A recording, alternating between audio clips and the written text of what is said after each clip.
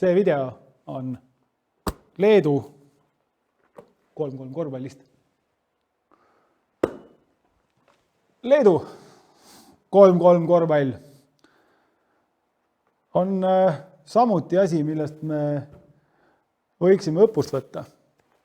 Leedukad on edukad, seda nii võistlustel osalemise näol, sest Leedu on korvpalliriik ja ka 3 korvpallis on nad meist tänaseks rongiga mööda sõitnud, esimesse vagunisse läinud.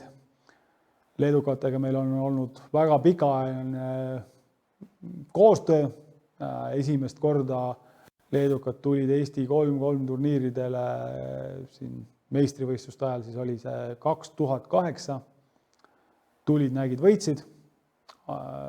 2009 edasi said ka päris mitu võitu kirja Eestist. Nad olid väga rahul sellega, mis Eestis toimub. Nende jaoks on ka siin väga lähedale sõita. Ja aastaid nad olid meie peale väga kadedad, sellepärast et Leedus oli seal 2000 lõpus ja siis kuskil seal 2012 sinna kanti toimus väga aktiivne siis Snickers Virus turniir, mis oli siis analoogne Eesti siis Sprite tänavakorvpalliga, suhteliselt sarnaselt need välja nägid. Võib-olla meil finaalvõistlus oli Tallinna Openi näol. Aga kui see ära kadus, siis tekkis Leedus selline korralik auk, mida päris mitu aastat ei täidetud ja leedukad käisid isegi siin Eesti turniiridel kurtmas, et nendel tegelikult ei ole võimalus. Ja kui ma ühe Tallinna Openi Leedu tiimiga, kes Tallinna Openi võitis, sõitsin kaasa siis FIBA World Tourile, mis oli seal Šveitsis. Ja kui nad seal ka võitsid, siis nad ikkagi pool naljaga ütlesid, et tead Reigo, et me oleme tegelikult lõuna eestlased.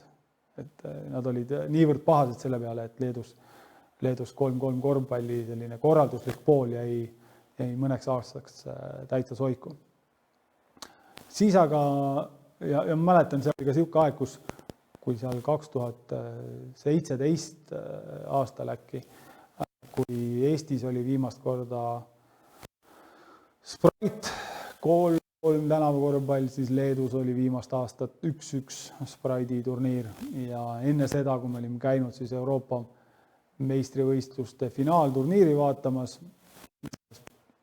oli selline auhinna reis võitjatele ja korraldajatele, siis Leedu korvpalliliiduga siis esindajatega seal suheldes, siis ma küsisin, et mis teil plaanid on, et miks te 3-3 ei ole, siis nad ütlesid, et nad ei hakka mitte kunagi 3-3 mängima. Ja ma ütlesin, et siis on väga tore, meile on see kasulik. Aga aeg läks hoopis teisiti, nad võtsid 3-3 korvpalli ette suuremalt täna kui Eesti või Läti isegi. Leedu alustas kohalik Leedu turniir väljas natuke suhteliselt sarnased etapid Eesti tänavakorvpalli või Eesti 3-3 korvpalli selliste põhivõistlustega. Suhteliselt samamoodi on väljas ja kui hakkab sadama, läheme sisse ja kogu korralduslikult ei saa öelda, et see oleks nagu midagi oluliselt paremat või et meil oleks midagi oluliselt paremat kui neil. Et täpselt samad seisud on kõik, nii registreerimised kui kõik muud jutud on täpselt sama nii Eestis kui Leedus selle turniiri põhiselt. Aga 2020. aasta suvel tegid Leedus Hooptrans nimelise võistluse, mis oli tegelikult siis 4 turniiri ja toimus siis juulikuus Palangas. Käisin isegi selle koha peal, uurisin selle tausta ja see oli tegelikult väga võimas. Ka FIBA loomulikult selline vähemalt promotugu oli selle taga. Vaatamiste arv oli seal 1 miljon, ma kuulsin sotsiaalmeedias värkides, aga oli ka teleülekanded, osalesid väga tuntud Leedu mängijad, ehitati selle jaoks selline korralik areen, mis oli kuu aega püsti, kus siis 4 turniiri läbi viidi, kus osalesid siis 12 Leedu 3-3 profitiimi ja mängud olid pingelised, kõik oli korralduslikult väga hea ja kui ma uurisin, et mis selle eelarve võiks olla umbes, siis see oli 30 000 eurot.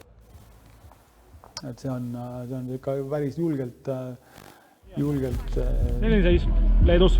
Poole rohkem kui Eesti. Meil ei ole niisugust väga ruuma. 3-3 korvpalli kogu aasta eelarve on, et ühe kuuga niisugune lahendus,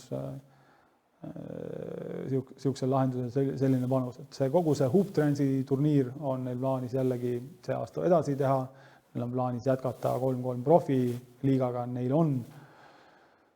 Leedukatel ikkagi on neid mängijaid, et isegi kui osad mängivad siin kõrgel ja seal kõrgel, siis isegi kui nad võtavad sealt nii-öelda 3. liigast, siis need mängijad on tasemel. Leedu korvpall on väga heal tasemel.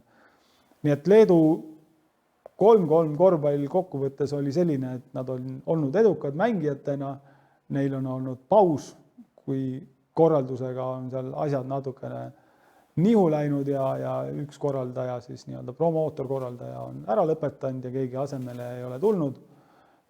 Ja nüüd, ma ennustasin seda juba paar aastat tagasi, isegi siis, kui leedukad ütlesid, nad ei hakka kunagi 3-3 tegema, on nad tänaseks meist mööda sõitnud. Ja selles rongis nendel järelpüsimine on ka Eesti eesmärk, et vähemalt meistrivõistluste korralduse tasemelt me oleme kindlasti samas. Võib-olla mõni asi on isegi meil parem, ülekandelahendus näiteks on meil parem, aga selliste suurte turniiride korraldamise võimekust meil sellisel mahus ja sellise eelarve juures hetkel kindlasti ei ole, aga kunagi ei tea, võib-olla tuleb Eesti 3-3 korvpallile mõni suurem toetaja, kes enam suusatamist ei viitsi toetada või muul põhjusel. Olete oodatud, saame ka teha midagi 3-3 korvpallis olümpiaalal suurt ja sellised võimalused ja kogemused ja